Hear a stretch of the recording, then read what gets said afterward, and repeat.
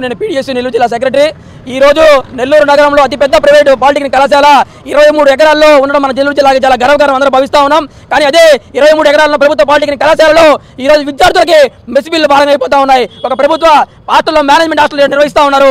విద్యార్థులకు సరైన మౌలిక వసతులు కూడా లేవు.